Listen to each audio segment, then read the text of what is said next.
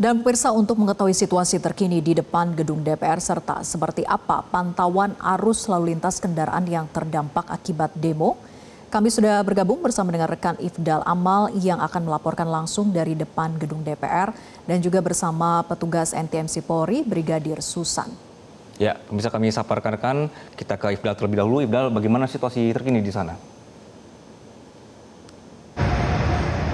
Anggi, Vera, dan juga pemirsa, selamat siang. Saat ini saya berada di dalam halaman gedung DPR dan tepat di belakang saya merupakan pagar di mana di depannya itu adalah para pendemo masa aksi unjuk rasa yang disebut sebagai kostum, hapus, dan juga tolak upah murah begitu. Pemirsa, para buruh yang mendemo di sini berjumlah 10.000 diproyeksikan oleh Presiden Partai Buruh Indonesia, akan tetapi realisasinya menurut Kabid Humas Polda Metro Jaya Ade Arisham ada sejumlah sekitar 1.100 seperti itu, Anggi, Vera, dan juga pemirsa. Dan bisa dilihat juga pemirsa di belakang saya bahwa pagar ini, di balik pagar ini merupakan para pendemo yang saat ini sepertinya sedang melaksanakan istirahat karena pada beberapa jam sebelumnya sudah ada yel-yel dan juga orasi dari Presiden Partai Buruh Said Iqbal di atas podium yang ada di belakang saya ini. Adapun pemirsa, pihak kepolisian juga mengerahkan personil gabungan untuk mengamankan demo ini. Sebanyak pihak kepolisian menurunkan sebanyak lebih dari 4.900 personil yang ditugaskan untuk mengamankan. Adapun untuk situasi lalu lintas di sini tidak dilaksanakan rekayasa lalu lintas karena menurut Kabid Humas Polda Metro Jaya Ade Arisham akan dilakukan secara situasional dan mengingat pada situasi saat ini di Jalan Gatot Subroto tepatnya di depan gedung DPR masih terlihat kondusif, maka dari itu tidak dikenakan rekayasa lalu lintas seperti menutup jalur atau hal-hal lainnya. Adapun rekayasa lalu lintas juga disebutkan sebelumnya akan dilakukan juga di rute-rute transportasi umum seperti di Transjakarta, rute yang dihentikan sementara itu di 8N, Kebayoran Pertamburan, Asia Afrika, Tanjung Priok, 10H, juga ada di KRL, Rangkas Bitung, Serpong, Parung Panjang, hanya sampai stasiun Kebayoran, tidak melanjutkan ke Palmerah atau Tanah Abang. Akan tapi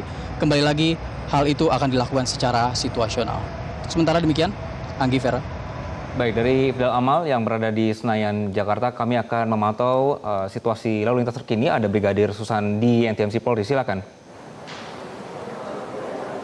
Ya baik, terima kasih Andi dan juga Vera. Kami informasikan kondisi lalu lintas terkini melalui CCTV dari NTMC Korlantas Polri. Nah, pada yang pertama saya ajak kita untuk pantau di Simpang Semanggi, Jakarta Selatan. Pemirsa, kondisi lalu lintas dari arah Gatot Subroto yang akan menuju ke arah Senayan maupun Selipi via Artub, dan dari arah Semanggi akan menuju ke arah Kuningan maupun Cawang terpantau di layar kaca kami. Tol dalam kota terpantau cukup lancar. Peningkatan volume kendaraan sudah mulai terjadi di kawasan ini. Bagi Anda yang akan melintas kawasan ini, kami harap untuk berhati-hati dan mencari jalur-jalur alternatif lain untuk mengantisipasi terjadinya kepadatan di kawasan ini. Dan berikutnya di lokasi yang kedua, masih di Selipi Palmerah, Jakarta Barat, kita lihat pemirsa dari arah Semanggi yang akan menuju ke Grogol, Semanggi akan menuju ke Petamburan maupun Pejompongan ini juga terpantau kondusif lancar. Tidak terlihat adanya peningkatan volume kendaraan di kawasan ini dikarenakan sedangkan tol dalam kota yakni Cawang Grogol masih terpantau cukup ramai dan lancar. Tidak terlihat adanya peningkatan volume kendaraan, namun kami informasikan lagi kepada masyarakat agar menghindari kepadatan di daerah atau di area kawasan depan DPR MPR dan sekitar Monas. Adapun informasi dari petugas kami di lapangan akan diberlakukan penutupan maupun rekayasa lalu lintas, yakni dari Jalan Gatot Subroto, arah DPR ditutup dan dialihkan ke Jalan Gerbang Pemuda Ben Hill maupun Sudirman. Dan via dalam kota, tol dalam kota maksud kami ditutup jika masa memasuki memasuki tol dalam kota, dilihat dari kondisi lalu lintas atau kondisi di lapangan nantinya ke depannya. Dan rekayasa lalu lintas juga sudah dipersiapkan oleh pihak kepolisian di Medan Merdeka Selatan, Monas maupun Harmoni jika melihat kondisi lalu lintas atau kondisi di lapangan nantinya. Dan perlu kami informasikan dan juga perlu diketahui untuk transportasi KRL dari jalur Tanah Abang yang akan menuju ke Palmera juga informasinya akan ditutup untuk diperhatikan bagi masyarakat. Dan berikutnya di lokasi yang ketiga saya ajak kita pantau di Palembang, tepatnya di Karitas. Kondisi lalu lintas pada siang hari ini di CCTV kami pemirsa dari Jalan Atmo yang akan menuju ke Veteran terpantau cukup lancar. Antrian hanya terlihat menjelang traffic light saja, namun selepas dari traffic light kendaraan masih dapat melaju dengan normal.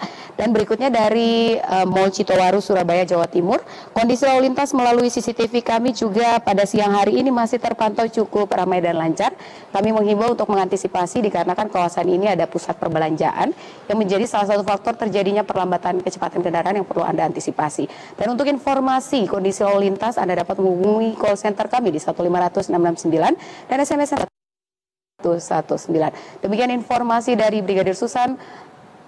Kembali ke rekan-rekan di studio. Baik, terima kasih Brigadir Susan dari NTMC Polri. Kemudian sebelumnya ada jurnalis Metro TV Ifdal Amal. Terima kasih atas laporannya rekan-rekan. Selamat bertugas kembali. Jelajahi cara baru mendapatkan informasi. Download Metro TV Extend sekarang.